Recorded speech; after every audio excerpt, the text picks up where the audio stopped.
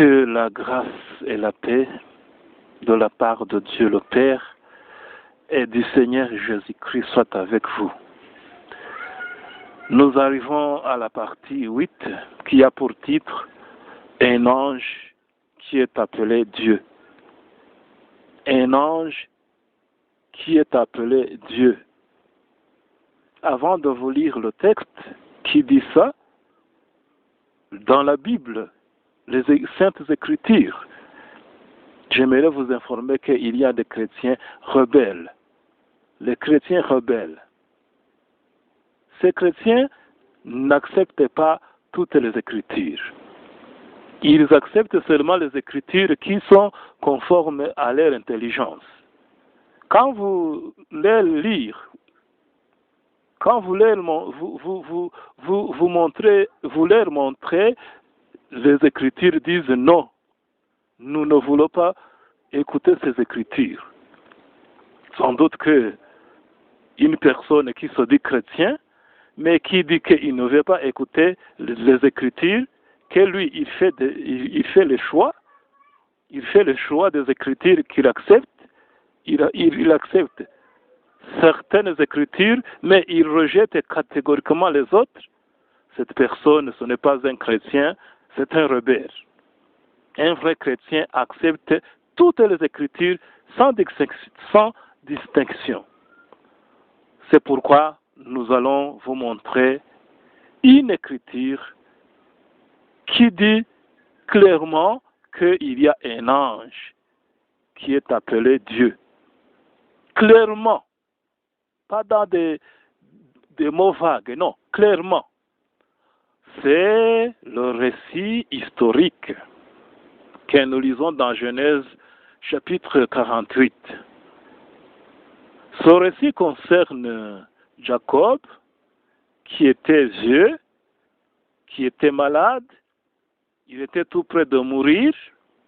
Alors, son fils Joseph, en apprenant que son père est très malade, il a amené ses deux fils, Ephraïm et Manassé, pour que leur grand-père puisse leur donner la bénédiction. Et nous lisons au verset 10 de Genèse chapitre 48, les yeux d'Israël étaient appesantis par la vieillesse et ne pouvaient plus voir. Donc ici, Israël ou Jacob ne voyait pas, il était très vieux, il ne voyait pas. Alors c'est pourquoi c'est son fils Joseph qui a placé les enfants de manière à ce que Israël puisse les bénir. C'est ce que nous lisons au verset 13 jusqu'à 14. Puis Joseph prit les deux, Ephraïm de sa main gauche, de sa main droite à la gauche d'Israël, et Manassé de sa main gauche à la droite d'Israël. Et il lui fit approcher de lui. Israël étendit sa main droite et la posa sur la tête d'Ephraïm, qui était le plus jeune. Et il posa sa main gauche sur la tête de Manassé. Ce fit avec intention qu'il posa ses mains ainsi, car Manassé était le premier-né. Au verset 17 jusqu'à 19, Joseph vit avec déplaisir que son père posait sa main droite sur la tête d'Ephraïm. Il saisit la main de son père pour la détourner du dessus de la tête d'Ephraïm et la diriger vers celle de Manassé. Et Joseph dit à son père, « Pas ainsi, mon père, car celui-ci est le premier-né. Pose sa main droite sur sa tête. » Son père refusa et dit, « Je le sais, mon fils, je le sais. Lui aussi deviendra un peuple, lui aussi sera grand, mais son frère cadet sera plus grand que lui. » Est-ce que vous écoutez cela? Même si le vieux Jacob ne voyait pas, mais il était inspiré. C'était un prophète inspiré qui était dirigé par l'Esprit Saint. C'est pourquoi, même si son fils Joseph avait placé Manassé à sa droite et Ephraïm à sa gauche, il a croisé les bras. Il a croisé les bras de manière à mettre la main droite sur la tête d'Ephraïm et la main gauche sur la tête de Manassé qui était l'aîné. C'est pourquoi Joseph a dit, pas ainsi mon père. Mais l'autre a dit, non, je le sais, je le sais. Il ne voyait pas, il était inspiré. Pourquoi nous lisons cela? C'est pour vous montrer que les paroles que Jacob, le vieillard, a prononcées, c'était des paroles inspirées. Il ne s'est pas trompé, c'est-à-dire la bénédiction qu'il a donnée à ces deux enfants, c'est une bénédiction inspirée de Dieu. Il y a les gens qui peuvent dire, non, il s'est trompé. C'était un homme, il s'est trompé. Non, il était inspiré. Je lis maintenant au verset 15 jusqu'à 16, la bénédiction donnée par le prophète Jacob Israël.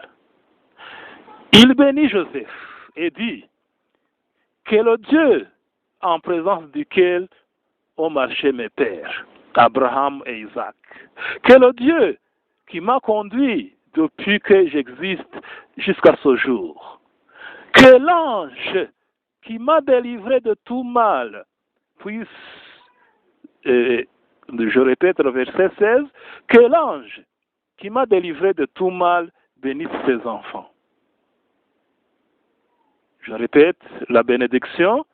Il bénit Joseph et dit que le Dieu en présence duquel ont marché mes pères, Abraham et Isaac, que le Dieu qui m'a conduit depuis que j'existe jusqu'à ce jour, que l'ange qui m'a délivré de tout mal bénisse ses enfants. Que l'ange qui m'a délivré de tout mal bénisse ses enfants. Est-ce que vous avez saisi quelque chose? Est-ce que vous avez écouté la bénédiction donnée par le prophète le prophète inspiré Jacob? Il a dit que le Dieu, que l'ange, que le Dieu, que l'ange.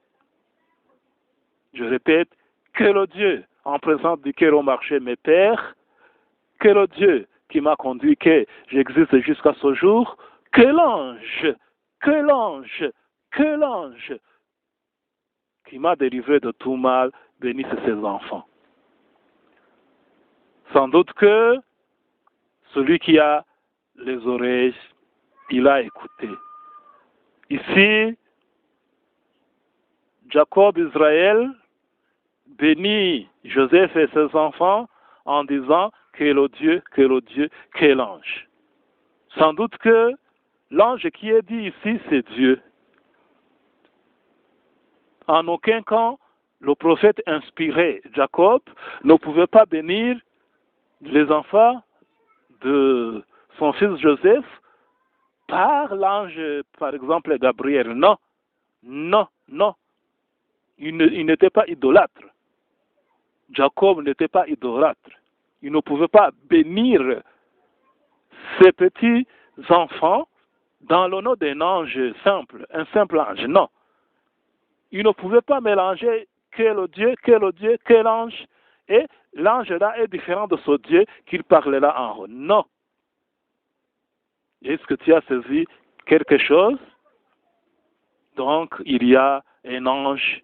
C'est un ange, pas beaucoup d'anges. Il y a un ange qui est appelé Dieu. Il y a un ange qui est appelé Dieu. Et c'est cet ange-là que nous avons vu dans le récit de l'apparition dans le buisson de feu, dans le buisson en feu. C'est cet ange qui est apparu à Moïse. Ce que nous lisons dans Exode chapitre 3 verset 2. L'ange de l'Éternel apparu à Moïse. Et au verset 4, nous lisons que l'Éternel, c'est lui qui était à l'intérieur de ce buisson en feu. Alors, sans doute que jusqu'à maintenant, il y a les gens qui sont encore dans, le, dans les ténèbres, qui ne comprennent rien. Oui, ce sont les mystères qu'il y a un ange qui est appelé Dieu. Nous allons maintenant, dans la partie 9, continuer avec les explications étape par étape, jusqu'à ce que vous allez comprendre tous ces mystères. Terminons ici en vous rappelant que ce que nous venons de lire, la parole qui est sortie de la bouche d'Israël, le patriarche, c'était des paroles inspirées. Quand il a dit que le Dieu en présence duquel ont marché mes pères, que le Dieu qui m'a conduit depuis que j'existe jusqu'à ce jour, que l'ange qui m'a délivré de tout mal bénisse ses enfants. Que l'ange qui m'a délivré de tout mal bénisse ses enfants. Il connaissait bien que cet ange, c'est ça Dieu. Donc il y a un ange qui est appelé Dieu. Pourquoi? C'est ce que nous allons continuer à expliquer dans la partie 9. Que la grâce et la paix de la part de Dieu le Père et du Seigneur Jésus-Christ soient avec vous.